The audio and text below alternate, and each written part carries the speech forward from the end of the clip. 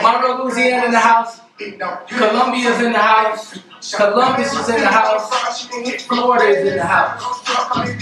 Maryland in the house. Inglewood, California is in the house. So as we wait for Dr. Eric Thomas to pop on, let me do this. So I want to tell this little story real quick before he gets on here, okay? So if you get on, make sure you leave a message. I'll be looking for it, right? So me and one of my brothers from St. Louis, Lil Joe, he came in town. We were talking about the power of serving this morning. And, you know, a lot of people want to be great, but the Bible tells us that the greatest among us will serve. Shout out to Dr. Cassie, man, my dentist for a long time. Major love, I see you checking in. Here comes E. I'll tell the story when he gets on here. I'm going to tell the story when we get on here. Y'all ready for Dr. Eric Thomas? Just put yes in the comments real quick as I bring in Dr. Eric Thomas right now.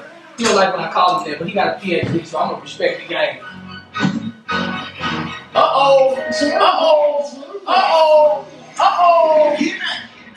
Everybody still on pat. Where they used to form that guy in her cave. The one that knows it.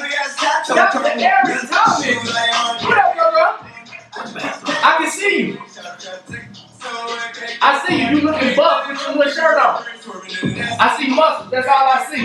So if we showing muscles, I'm showing mine.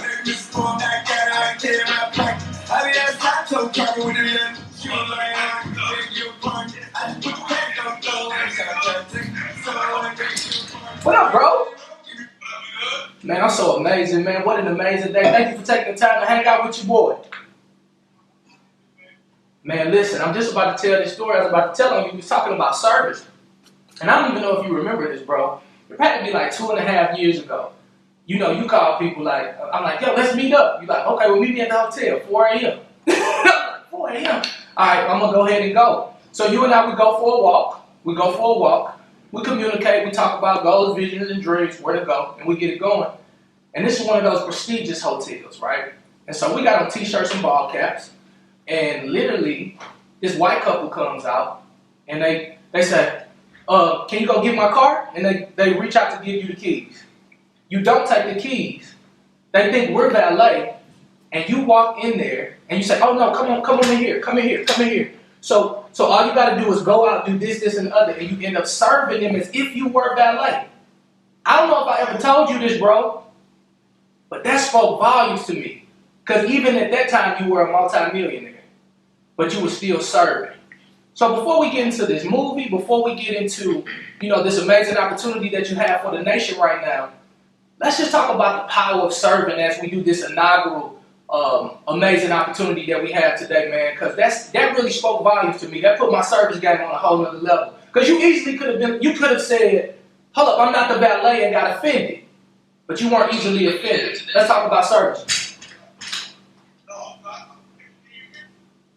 I hear you. It's a little low, but I hear you. Okay, let me get close. Is that better? Yes. All right, so look. Hey, Diddy, can you get my headphones, sweetie? Man, don't get me cussed out. Don't get me cussed out. Oh, bro, if I start this day, really wrong, I start first. You feel me? Like that's how I got where I am. Going into the project. I don't know if they call them projects no more. When I was running, they called them projects. Right. You know what I'm saying? I'm going to name now.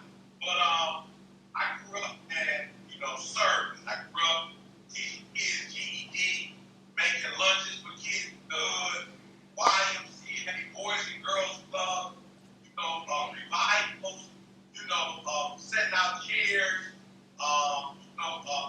passing out things. I was an usher at church, so that's how I blew up, bro. I blew up serving. Like, that's how I got where I am. So, for me, if that's what you use to get to where you are, why would you abandon it when you get where you are? Yeah. You feel me? So Yeah. I'm where I want to be now. So, if I use that to get me there, then I got to keep it going, bro, because it's working, bro. It's working. Fellas, if you're just tuning in, The guy at the bottom here, as if he needs an introduction, is Dr. Eric Thomas, my brother from another mother. Yeah, I want to talk to you a little bit just real quick because they say December is the month where most people make a decision in their mind to either step down from their job or leave their job. Studies have shown that more people quit in the month of December than any other month during the year.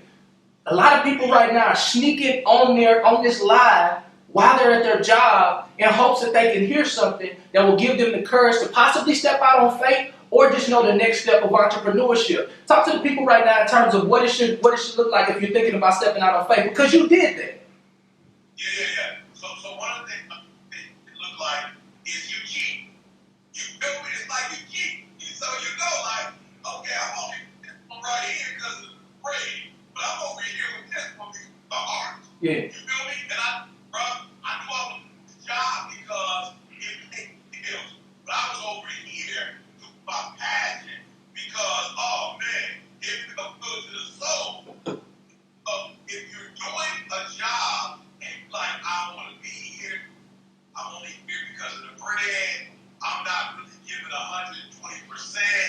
I'm dreading going, like, bro, for real, the Bible said you should be doing what you put here for. Yeah. If you ain't got a for art, bro, you're in the wrong business. And so for me, I realized, this is where your heart at, bro. This is where your passion's at. This is all you think about. This is what you dream about. You eat, sleep this. And so you need to stop the part-time lover. Part-time lover with your calling. Because of your calling. You need to stop being a part-time lover with your calling. Yeah. And you need to call and do.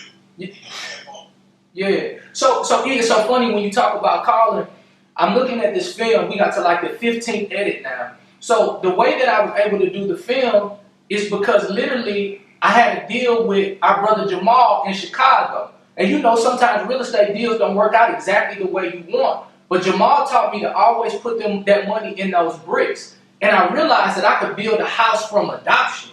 And although it's not popular, although there's some other things that I could make a tremendous amount of money in, it was like the Lord kept tugging my heart to say, tell your adoption story, weave your adoption story. And so in 2020, bro, I don't even know if I told you the in-depth of the story. Like literally, I had never met anybody in my biological family. And I'm not going to reveal them right now because we're shooting with Anthony Hamilton today. But my biological brother is sitting right here in my presence. This is the first time that we've ever been together outside of St. Louis. And I meet my biological mother. I meet my biological family. And I had cameras of it.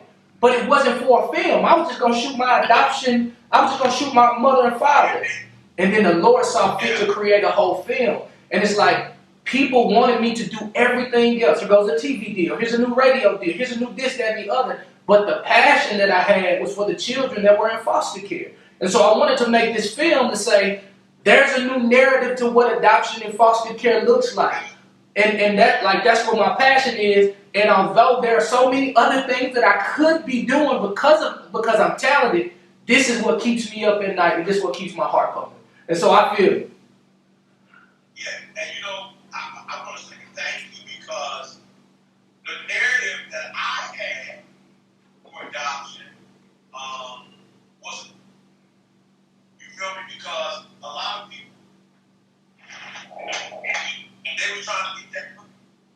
You feel me? So I like, adopt so you could have.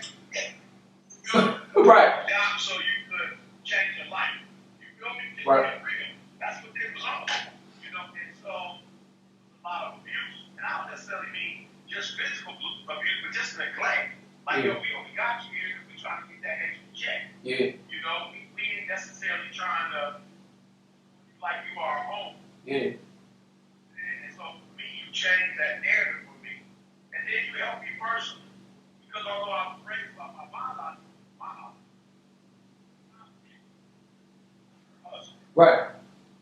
And so I think I messed up really well because when I found out, so I might have been about 5 or 6 when they got married to Johnson.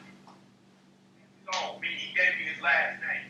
Yeah. Right? But when I found out at 13 he wasn't my real father, I pretty much was like, bro, I'm through. Like, I'm out of here. So I